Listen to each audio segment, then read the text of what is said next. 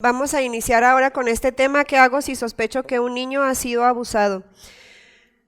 Pues ya, como lo hemos estado diciendo desde ayer, se tiene que informar, ¿verdad? Se tiene que denunciar. Lo primero es que si sucede en el contexto de la iglesia, pues se lo denunciamos a la persona encargada. Dijimos que tenemos que tener un comité, entonces le decimos, ¿sabes qué? Vi esto o en mi aula sucedió esto, y entonces esa persona pues se hace cargo de ya todo lo demás, que es hacer una denuncia formal ante las autoridades correspondientes. Entonces, bueno, se hace eso. Igual, si por alguna razón esa persona no lo hizo, entonces de todas maneras como obligación, bueno, como iglesia tenemos la obligación de denunciar. Entonces, lo primero es, tenemos que informar, no podemos ocultar, ni guardar, ni callarnos ese suceso. Se tiene que informar siempre.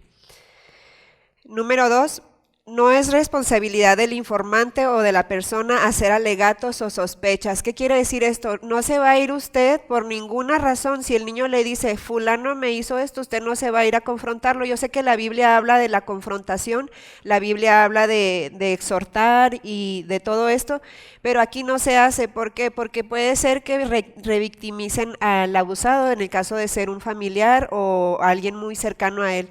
Entonces lo que hacemos al ir a confrontarlo es ponerlo sobre aviso o alertarlo. Inclusive pues si no es familiar puede escapar, huir, o si es familiar pues puede intimidar al niño para que no, pues para que cambie su versión de los hechos. Entonces usted no tiene que ponerse a alegar ni nada de eso, no es su responsabilidad es informar a la persona encargada, ya sea el pastor, ya sea el líder de protección en su iglesia, pero usted informe. En todo momento se mantendrá la confidencialidad del proceso. Usted no puede andarle contando a todo mundo lo que sucedió. ¿Por qué? Porque quien está ahí en juego es la integridad del niño. No es como por decir, es que no quieren que sepan. No, también, obviamente denunciamos, pero tampoco es como contárselo a medio mundo, ¿sí? Porque si no, el niño es el que va a sufrir las consecuencias, o el que puede ser muchas veces tanto la familia como el niño empiezan a sufrir una cierta estigma. Es que a ellos le abusaron el niño, por eso son así. Y entonces, de veras, parece que no, pero no estamos preparados para este tipo de cosas. Y a veces pensamos que un abusador es solamente la persona que causó el daño físico o emocional o psicológico, pero no, muchas veces nosotros también causamos daño. Entonces, por eso debemos mantener confidencialidad con las personas que están encargadas de manejar el asunto. Y se acabó. Y todos los archivos, como comentaban ayer, todo lo que haya de información, por ejemplo, en los archivos que les vamos a dar hay una hoja de denuncia que ustedes tienen que guardar en la iglesia, porque si se les pide información a ustedes como iglesia, tienen que colaborar y dar toda la información que tengan. Entonces, pero se tiene que mantener con mucha confidencialidad, bajo resguardo y al alcance únicamente de las personas pertinentes nada más. ¿Qué hago si un niño revela que ha sido abusado? Miren, cuando yo sospecho es porque a lo mejor vi conductas que no son normales en un niño, a lo mejor vi golpes en un niño, llega golpeado, o les digo conductas, o habla cosas que un niño de esa edad no debería de conocer. Ahí es cuando nosotros sospechamos, pero a veces los niños revelan el incidente. Es muy, muy poco probable que esto pase, casi no pasa. Es muy triste, pero ellos casi no. Muchos niños pasan toda su vida sin nunca haber revelado que fueron abusados hasta que ya son adultos, ¿sí? Y muchos lo revelan, algunos cuando son más pequeños, en una edad preescolar más o menos, lo pueden revelar, pero de una manera accidental o no intencional, ¿sí? Entonces, y ahí tenemos que estar muy listos nosotros de lo que los niños están diciendo. Así que bueno, ¿qué hago si un niño revela un abuso? Puesto que muchos niños nunca le cuentan a nadie, vamos a ver algunas razones por qué no cuentan y por qué nosotros tenemos que hacer lo que se les va a decir a continuación. Uno, nunca revelan el abuso porque tienen miedo a que el abusador los lastime a ellos, a sus familias. Es muy común que el abusador le diga, si tú dices, le voy a hacer daño a tu hermanita, o le voy a decir a tu papá y te va a pegar, o le voy a decir a tu mamá y le voy a hacer daño a tu mamá. Entonces, ¿qué están haciendo? Los están intimidando para que no hablen. Se le llama la regla del silencio. ¿Qué quiere decir? Tenemos un secreto, tú y yo. Y entonces el niño empieza a guardar un secreto que le está causando daño. Ahorita vamos a hablar más de esa regla del secreto. Otra de las razones, miedo a que no se les vaya a creer o que se les culpe y se metan en problemas. Ustedes dirían, ¿cómo se puede culpar a un niño? Ayer nos decía el pastor Alfonso que los depredadores son muy buenos para justificarse y créanme que muchas veces ellos acusan, esa niña me sedujo. Un adulto cuarentón puede decir que una niña de 10 años lo sedujo. ¿Sí? Y le dice a la niña, es que fue tu culpa porque tú me enseñaste tu muslo o algo así. Y los niños no tienen, miren, de muy chiquitos no entienden sarcasmo, más grandes no tienen cierta conocimiento que los ayude a identificar qué es lo que sí hicieron ellos voluntariamente o no. Y un abuso no necesariamente es de coerción, o sea, no es forzado, a veces es por seducción, el adulto seduce a la jovencita o al niño o a la niña. ¿Qué quiere decir? Que el niño piensa que sí lo quiso hacer, que fue algo que él quiso, por eso tampoco lo denuncia, porque dice, no, es que yo quise, pero en realidad fue manipulado. Entonces esa es otra de las razones. Entonces tienen miedo a que no se les crea porque es que yo quise, yo lo abracé, yo acepté el beso. Y yo he escuchado esto y la vez que lo escuché quería llorar, de verdad.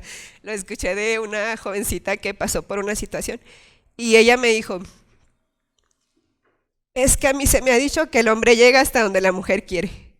O sea que a ti te pasó todo eso porque tú no pudiste decir que no. Y entonces, pero no es cierto, es una mentira. ¿Han escuchado eso? Y es una mentira tremenda, porque a veces la mujer sí dice no y la otra persona sigue presionando. Y yo recuerdo haberla escuchado a ella y yo quería llorar ahí con ella, ¿verdad? Pero la abracé y le dije, eso es una mentira de Satanás. No es cierto, no es cierto. Nadie tiene por qué hacer eso. Aun si tú no tuviste la capacidad de en ese momento defenderte y decir no. Entonces, cuidado con lo que decimos, cuidado con las frases que escuchamos, porque son frases muy populares aquí, yo no sé si la habían escuchado. Entonces, de pronto, este tema es muy sensible, pero de pronto escuchamos cosas así, o si ustedes han tenido oportunidad de trabajar con personas que han sido sobrevivientes de abuso, víctimas de abuso, se van a dar cuenta. Y uno, como persona que los acompaña, les digo, yo no soy terapeuta, pero he tenido la oportunidad de acompañar a varias personas, hombres y mujeres, hombres también.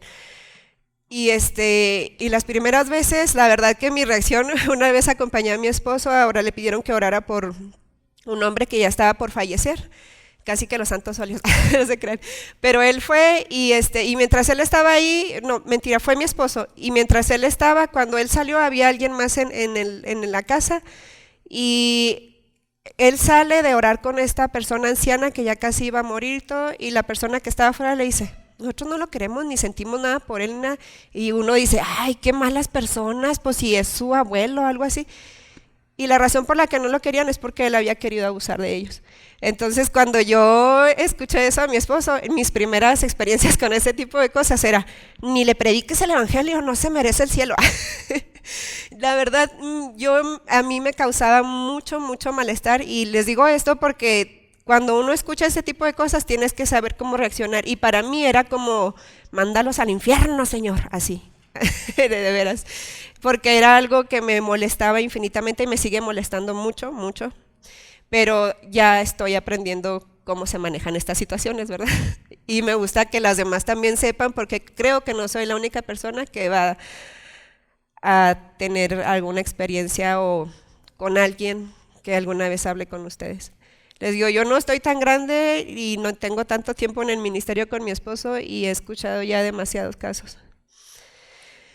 Muy bien, entonces ese es otro miedo que tienen. Preocupación que los padres se vayan a molestar o a enojar, que el papá en lugar de que le crea, pues los regañe. De decir, pues, ¿qué estabas haciendo? ¿En dónde andabas? De seguro te fuiste y porque no te di permiso y te escapaste, o te dije que regresaras a las 10 y regresaste a las 11 y eso te pasa. No, entonces tienen miedo los niños también a ser regañados por algo que en realidad no estaban buscando ellos, pero sucedió. Sí. Otra de las razones por las que no revelan el abuso es que tienen miedo a que la divulgación vaya a perturbar a la familia, especialmente si el abusador es parte de la familia o una amistad. Entonces, imagínate, es un tío o es el abuelo y la familia se divide. O sea, ¿por qué? Pues porque yo ya no quiero estar con ese, pero a lo mejor hay quienes dicen, no, mi abuelito es incapaz de hacer eso, es un alma de Dios, pero sí lo hizo. Y entonces hay un quiebre en la familia y ese niño o la víctima, una niña, un niño, un adolescente, se siente culpable de que la familia se dividió, se quebró. Entonces tienen miedo a ser los causantes de esto, de perturbar la paz de la familia. Siguiente, miedo a que si ellos divulgan podrían ser separados de sus familias. Pasa, es más, miren las cosas que decimos. Si te portas mal, les voy a hablar a los del DIF para que te lleven. ¿Han escuchado? Ajá, entonces los niños dicen, si yo me porté mal, hice esto, le van a hablar al DIF y me van a llevar y ya no voy a tener casa y no voy a estar con mi familia. ¿Y qué creen? El DIF está para protegerlos de esas cosas, pero nosotros ya les hicimos ver que el DIF es algo malo, ¿verdad? Que es algo malo, en lugar de que ellos aprendan a que es un lugar para denunciar, ellos le temen. Entonces, cuidado con lo que decimos. Si ustedes escuchan a alguien con mucho respeto, con mucho amor, ¿sabes qué? No deberías decirle eso, por esta razón, ¿verdad? Tienen miedo a ser separados de sus familias, que sí, es una de las razones por las que a un niño es retenido de su familia y empieza un proceso. Y ayer que nos hablaba Edith sobre el AICHAN, muchos casos referidos al DIF son por esta situación. Otro, el abuso sexual y su continuidad está determinada por la regla del silencio. Bueno, es lo que les decía, ¿qué es eso? El abuso continúa, no crean que una víctima va a ser abusada una sola vez. Si ya la abusó esa persona y sigue en contacto con ella, puede seguir el abuso por años. Un niño de 5 años puede estar siendo abusado hasta los 10, 11, 12, hasta que él sepa que es un abuso y a lo mejor se sale o hay una separación o algo, pero el abuso puede perpetrarse. Entonces, mientras se guarde el silencio, el abusador sigue abusando. Entonces, esto creo yo en contexto evangélico que es la herramienta más poderosa de Satanás para mantener el control sobre la situación. ¿Por qué? Pues porque el niño tiene miedo y un niño no sabe que existe el Ministerio Público, que existe la Fiscalía, que puede ir al DIF, que puede ir a Procuraduría de Niños, Niñas y Adolescentes. Él no tiene capacidad de hacer eso cuando están muy pequeños. Es más, ¿ustedes sabían toda la información de ayer que les proporcionamos de los lugares y todo eso? No, pues un niño menos. Entonces, aquí es una tarea bien importante de que si a ti se te revela esa información, tú tienes que hacer algo, tú tienes que ser la persona que hable por ese niño.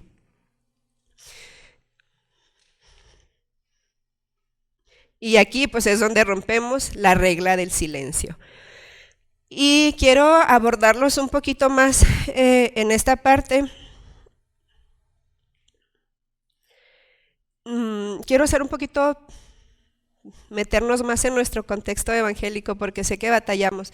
En otros países a lo mejor ya es un tema más abierto, hay mucha información, hay mucho material inclusive. Aquí yo he encontrado muy buenos videos para niños para enseñarles acerca de protegerse, acerca de qué es un abuso. Ustedes googlean o entran a YouTube y ponen acerca de esos videos y les van a enseñar a sus hijos. Y es algo bueno, pero creo que como evangélicos tenemos una barrera. Entonces vamos a avanzar y si voy a pedir que si traen sus Biblias, vamos a estar usando la Biblia porque tenemos que cambiar esa mentalidad que tenemos o quitar esa barrera. Entonces, así que cuando un niño reúne las fuerzas, la valentía o incluso si es por accidente, como les decía que suele pasar con los más pequeños, debemos tener una respuesta adecuada, ya que los niños cuyos padres cuidadores los apoyan tienden a recuperarse más rápido del abuso. Es un trauma mayor para un niño abusado que no le crean. porque sus personas de seguridad son sus papás, y si ese niño revela a su mamá y no cree y su mamá no le cree, entonces eso le causa un trauma mayor que le impide o lo incapacita para recuperarse más pronto del abuso. Sí, entonces la manera en que nosotros abordemos esta información que se nos está confiando de parte del niño, que le costó enorme podernos decir, va a determinar el proceso de restauración o de recuperación de ese niño. Les digo, yo era como los hijos del trueno. ¿Quieres que ore y que pida que descienda fuego y los consuma? Así, ¿no? Pero algo que hablábamos también ya entre nosotros, decíamos, ahí es anteponer tus sentimientos a los sentimientos del niño. Así me lo explicó el pastor Alfonso. Dice, tú tienes que ver la condición del niño. Si el niño te ve llorando, va a pensar que te está haciendo daño, que fue algo muy triste, y entonces no te quiere ver triste, no te quiere ver llorar, y él va a decir, yo no quiero lastimar a mi mamá o al cuidador o la persona en la que confió, entonces voy a dejar de hablar. Cuesta, cuesta trabajo, y va a haber momento para llorar, sí va a haber momento para llorar, y va a haber momento para llorar con ellos también, y vamos a hablar cómo, pero en ese momento mantenga la calma. O sea, por favor, no se altere, no salga queriendo ahorcar a la persona abusadora si le dicen quién. En ese momento lo primero que tiene que hacer es mantener la calma. Calmarse y permanecer tranquilo, no altere al niño. Sí, no se enoje, porque el niño se puede asustar y puede dejar de contar lo que está diciéndonos con mucho trabajo, ¿verdad? Entonces, de alguna manera usted propicie que ese lugar sea seguro y cómodo para él, para que él pueda sentirse libre de seguir hablando sin sentir que le está causando algo a usted. Es un trabajo bien difícil al principio, la verdad. Les digo, yo era así como que mándalos al infierno y que se mueran y que no sé qué. Y me ven ahorita, ¿no? Como de repente se me quiebra la voz, porque es algo que es difícil. Yo puedo recordar los casos atrás y nunca va a ser fácil. Otro, entonces, aprender a calmarse y permanecer tranquilos. Es difícil, pero sí se puede. Los hermanos aquí me dicen, Fabi, tú siempre andas bien tranquila y bien calmada. Y lo dije, si me conocieran. Así. Pero he aprendido, aun cuando llegan noticias alarmantes, a confiar en Dios, que Él tiene control de cada vida y que nada se escapa de Él. Lo que yo no veo, Él sí lo ve. El dolor de esos niños es el dolor que el Señor llevó en esa cruz, nuestro Señor Jesucristo. Y empiezo a pensar esas cosas, me calmo. ¿Sí? Entonces ustedes también. Creer y asegurar al niño que no tiene la culpa de lo que le sucedió. Créale al niño. Ya ayer se lo dijimos. Si un niño relata una situación de abuso, es porque seguramente ya lo vivió o lo vio. Un niño no tiene la capacidad de dar detalles puntuales de este tipo de cosas, porque pues es un niño, no lo ha visto, no lo ha vivido. No se extraña lo que no se ha vivido, dijo Alfonso también. Número 3, corte el contacto del niño con el abusador y proteja al niño informando inmediatamente a las autoridades. ¿Qué quiere decir esto? Sepárelo del abusador, protéjalo, no lo deje seguir en el mismo lugar, ¿sí? Porque lo van a abusar otra vez. Y algo muy triste es que una víctima de abuso, por lo regular, si no se trata, si no hay un proceso con ellos, va a volver a ser víctima de abuso otra vez. ¿Sí? Entonces, porque es como si se colgaran un letrero donde dice, ya fui abusado, no tengo límites, puedes abusarme. Se oye feo, es muy grotesco, pero pasa, y así es. Entonces, inmediatamente separe al agresor de la víctima. Si es en el contexto de la iglesia, inmediatamente se sanciona al colaborador voluntario que estaba trabajando con él, se separa, se le restringe el acceso al niño y empieza la investigación. Mientras no se le compruebe que es culpable, está bien, no podemos culparlo, ¿verdad? Pero al niño siempre le vamos a creer y no vamos a minimizar su versión de los hechos, para nada. Entonces tenemos que proteger al niño. Eso es así. Ahora sí, les dije que quiero abordar un poquito más esto desde la Biblia también. ¿Por qué tenemos que sancionar, entrar en procesos de disciplina en la iglesia, denunciar, aun cuando nuestra iglesia va a aparecer en el Heraldo, en primera plana, con comentarios muy amarillistas de, en iglesia fulana, pasó esto? Um, ¿Por qué? Porque a Dios no le importa eso. ¿Usted cree que le importa la imagen de la iglesia o le importa el niño? Le importa el niño. Entonces, los límites se fijan no solo para proteger a la víctima, sino también para controlar la maldad del ofensor. Dios puso la ley para limitar la maldad, para limitar el pecado. Sí es cierto que la ley no quita el pecado, por eso Jesús tuvo que venir y cumplir toda la ley y ofrecer su gracia. La gracia es la que nos salva, fue solo por gracia, ¿verdad? Por fe, a través de esa gracia que el Señor nos da. Pero la ley limita el pecado y Dios dio la ley.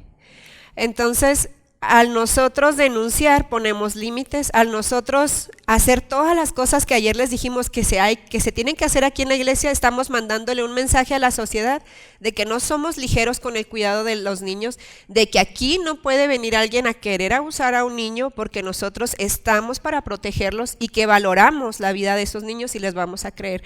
Desde ahí, aunque nunca haya pasado en su iglesia, usted está mandando un mensaje, no te metas conmigo o con la iglesia del cuerpo de Cristo, ¿verdad? Entonces, ese mensaje lo tenemos que mandar. Los límites se fijan no solo para proteger a la víctima, lo dijimos ya, sino también para controlar la maldad del ofensor y, algo muy importante, hacer esto de poner límites y de denunciar, favorece el arrepentimiento. Porque si un agresor no vive las consecuencias de lo que hizo, probablemente nunca sienta el peso del pecado, de la culpa y no tiene ganas de arrepentirse. Si realmente somos tan evangélicos y nos interesa cada alma, así como la del niño como la del adulto, le vamos a dar el regalo de la derrota, del sufrimiento, de las consecuencias, para que se arrepienta. ¿Sí? Es un regalo, no es un castigo. Primera de Corintios 5 del 1 al 5. Vamos a leerlo, porque no me estoy inventando las cosas.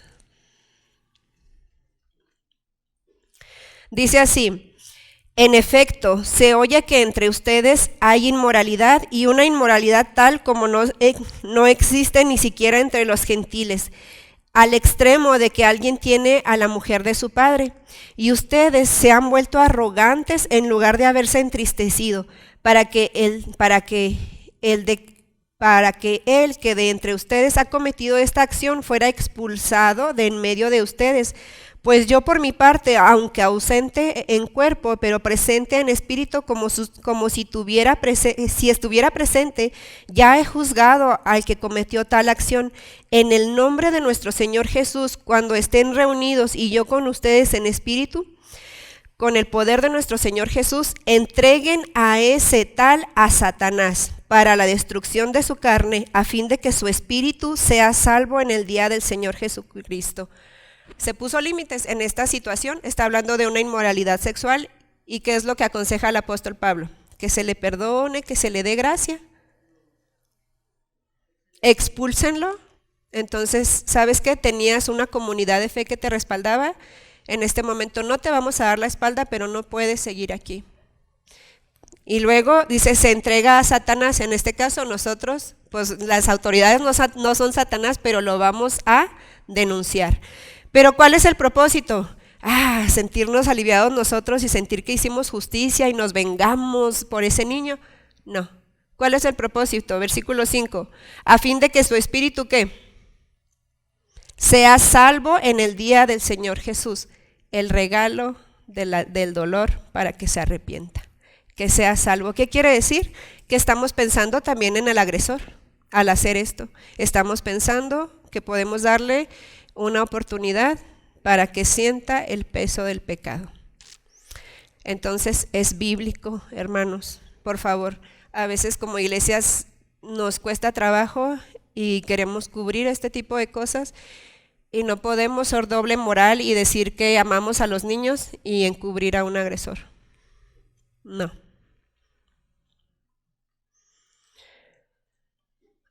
Porque también legalmente se considera que es una revictimización si no registrar la información ya ofrecida.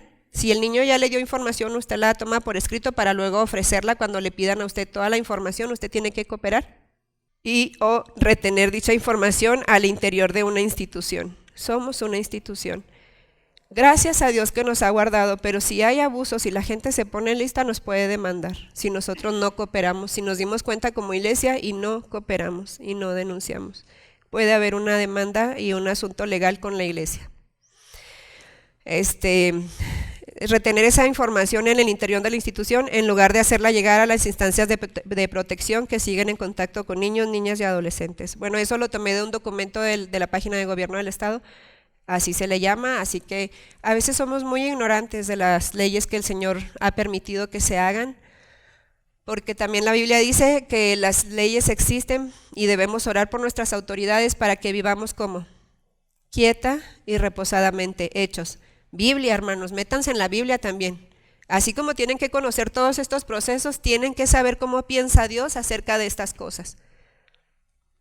Otra de las cosas que tiene que hacer si un niño revela que ha sido abusado o ya se dio a conocer, no le hace que el niño no reveló, usted se dio cuenta y ya esto ya se hizo de conocimiento, proteja al niño de acusaciones y opiniones destructivas.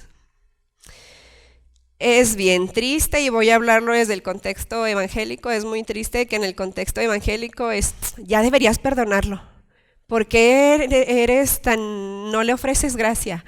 O ya olvídense de eso, Dios hace todo nuevo. Usted no es el abusado, usted no sabe lo que está viviendo ese niño. Y lo que le está diciendo es, tu dolor, lo que te pasó no es tan importante.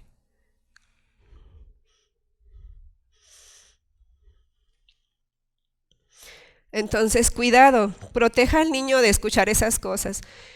Es más, estas cosas cuando suceden y hay altercados entre familias que los va a ver, debemos proteger al niño de que no escuche nada de eso, que ya no esté en más situaciones así porque lo van a herir. Entonces lo debemos proteger de ese tipo de cosas.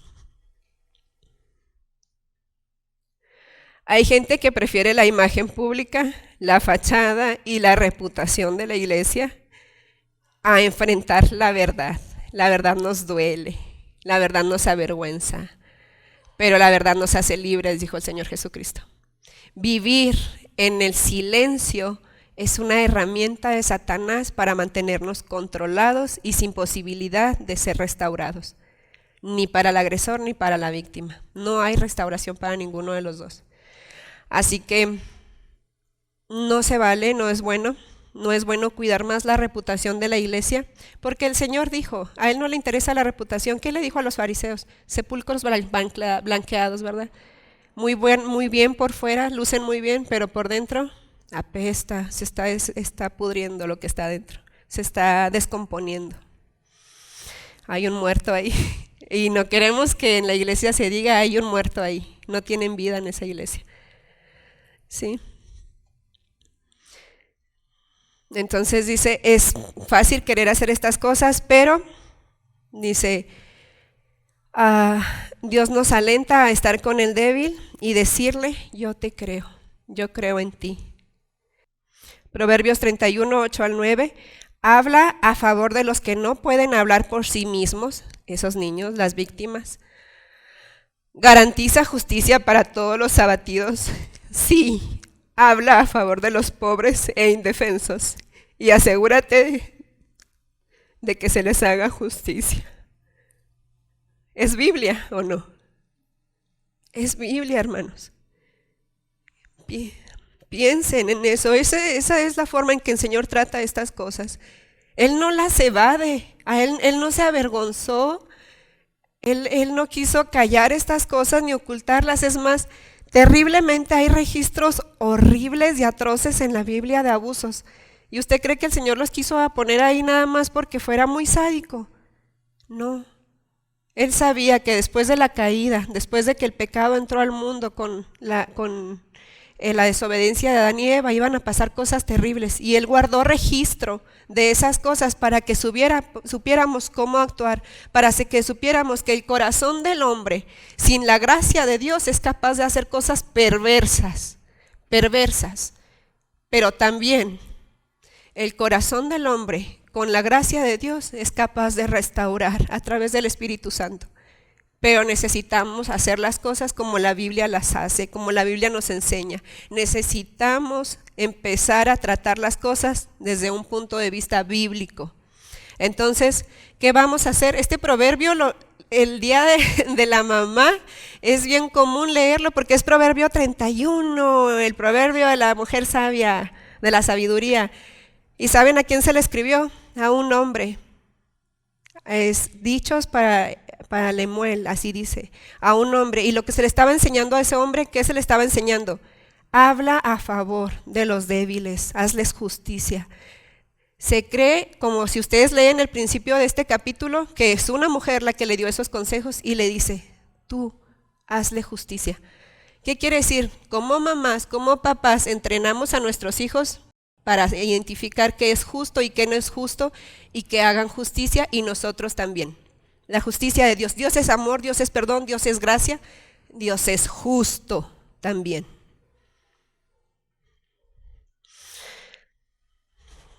Otro pasaje más. Rescata a los que van rumbo a la muerte, detén a los que van a los que a tumbos avanzan al suplicio. Pues aunque digas, yo no lo sabía, no habrá de darse cuenta el que pesa los corazones, no habrá de saberlos el que vigila tu vida. Él paga a cada uno según sus acciones. ¿Quién pesa los corazones? Dios. ¿Quién vigila nuestra vida? ¿Quién sabe lo que hago desde que me levanto hasta que me acuesto? Mi salida y mi regreso. Dios. Si yo digo, es que yo no lo sabía, Señor, yo no sabía qué tenía que hacer. Yo puse mi imagen en ti, te creé a mi imagen. Yo soy justo. Si algo te molesta, ¿por qué crees que te molesta? ¿Por qué crees? Una vez estaba compartiendo en una comunidad tarahumara y tenían muchas dudas porque allá hay muchas víctimas de abuso de violencia doméstica y de muchos tipos de abusos. Y estas mujeres tenían muchas dudas y un día se acercaron conmigo, tuvieron la oportunidad y tuvieron la confianza también y empezaron a preguntarme acerca, oye, ¿está bien que un hombre que tomó a una mujer luego la deje y tome a su hija? Porque eso pasa mucho en esas comunidades, que ya nomás no le gustó la mujer grande y pues agarra a la hijastra y ahora esta es mi mujer. Y es común y ellos no lo ven mal. Pero en el fondo ellas sentían que eso no estaba bien. Y me dicen, es que creemos que no está bien, pero ¿cómo podemos saber que no está bien? Y yo dije, había demasiadas dudas. Entonces leímos todo Levítico capítulo 20. No te acostarás con la mujer de esto, ni con la hija de tu hija, ni con la madre de esto. Y empieza a decirte un chorro, tan específicamente, tan detalladamente, que a veces hasta nos causa un poquito de sorpresa porque te dice los que se echan con animales y no te vas a ayuntar con tal. Pero es muy específico ese capítulo. Pero la razón de todo esto, si leemos el capítulo bien, dice, porque Dios es santo y quiere un pueblo santo. Y entonces eso es lo que buscamos en la iglesia, santidad, ¿verdad? Y les tuve que explicar ese capítulo y de repente estaban llorando todas ahí. Y es bien difícil ver a una mujer indígena que exprese esas emociones, pero estaban llorando. Y le digo yo a la traductora, ¿qué están diciendo? Dice y me dice, están llorando porque ellas sabían que no estaba bien, pero no sabían cómo decirlo. Ahora ya saben que Dios las respalda. Entonces ella me dijo eso y fíjense, hay algo en el corazón de nosotros que cuando algo no nos parece bien, que algo duele, que algo lastima, sabemos que está mal. No minimice eso, no piense que se está equivocando, que está exagerando. Dios nos hizo a su imagen, Dios es justo, a Él le molestan estas cosas, por lo tanto deben molestarnos a nosotros también. ¿Okay? Y aquí dice que nosotros tenemos que rescatar a los que van a tumbos hacia el suplicio. ¿No será un suplicio eso? Un niño que se perpetra el abuso por tantos tiempos. Tenemos que rescatarlo.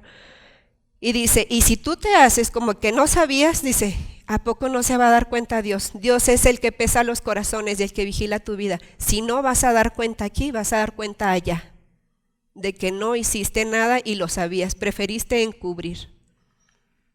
Entonces, en lugar de buscar guardar la reputación de la iglesia o la familia, asegúrele al niño que usted lo quiere, lo acepta y que es un miembro importante de la iglesia y que en la iglesia todos lo vamos a proteger y si pasa en el núcleo de la familia es un miembro importante de la familia, ¿sí? No se le va a menospreciar, ni a alejar, ni a aislar. Vamos a avanzar un poquito más rápido. No haga promesas que no puede cumplir. ¿Cómo qué promesas? Como decirle que no le va a contar a nadie sobre el abuso. ¿Por qué? Porque está cayendo otra vez en este asunto de la regla del silencio que establece el agresor. Entonces no le haga esa promesa, con mucho respeto, con mucho tacto, dígale, necesitamos contarle esto a alguien más que nos va a ayudar. Ayer algo así comentábamos ya en las preguntas. Mantenga a su niño informado de lo que va a suceder después, particularmente con respecto a las acciones legales. ¿Por qué? Porque para un niño puede ser muy traumatizante que llegue alguien del Ministerio Público, se sienta enfrente de él y empieza a interrogarlo. Entonces usted dígale al niño, ¿sabes qué? Vamos a hablar con esta persona, es confiable, te va a hacer algunas preguntas de esto porque él necesita saber para poder hacer justicia y protegerte mejor. Entonces los vamos a ir preparando para que sea menos traumático. También cuando es un abuso grave, los niños tienen que pasar por una revisión médica porque inclusive puede haber una enfermedad de transmisión sexual. Entonces, todo ese proceso puede ser muy desgastante para el niño, pero tenemos que acompañarlo a través de todo el proceso y asegurarle, aquí estoy, te queremos, eres importante y sobre todas las cosas, Dios está aquí, ¿sí? Dios está aquí y Él también te quiere, no te ha abandonado, Él nunca va a dejar de amarte y les aseguramos eso y se los afirmamos otra vez y los ayudamos en el proceso, aunque nos duela a nosotros. Después si quiere ir a su casa y llorar amargamente, hágalo, pero mientras está con el niño, por favor sea ese lugar seguro para él. ¿Quién es considerado un informante o denunciante obligatorio de este tipo de abusos? Pues toda aquella persona que se da cuenta. Entonces, que tenga causas razonables para creer que un niño ha sido abusado o descuidado. El abuso no nada más es que le hayamos hecho algo nosotros, pero si es un niño que todo el día anda en la calle y cualquiera lo puede agarrar y abusar, fue culpa de nosotros también y también se considera abuso, es omisión de cuidados, es violencia también y se ha penado también. Por eso les quitan el DIF a los niños. Entonces está penado. ¿Cómo puedes saber si debo reportar un abuso? Bueno, el abuso o la negligencia infantil es cualquier acto o falta de acciones resultando en un riesgo inminente o daño grave, muerte, daño físico o emocional, abuso sexual, explotación de un niño. También hay niños que son explotados y se los venden a otra persona para que los abuse.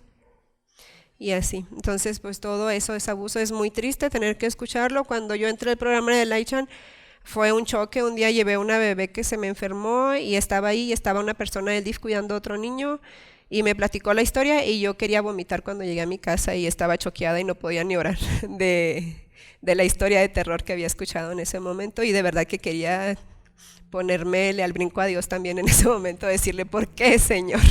Pero Dios es muy bueno, ¿verdad? Y me recordó su palabra en ese momento y me dijo que mi indignación no era nada comparado a lo que Él se indigna con esas cosas y que el juicio es de Él, la venganza es de Él y Él iba a pagar.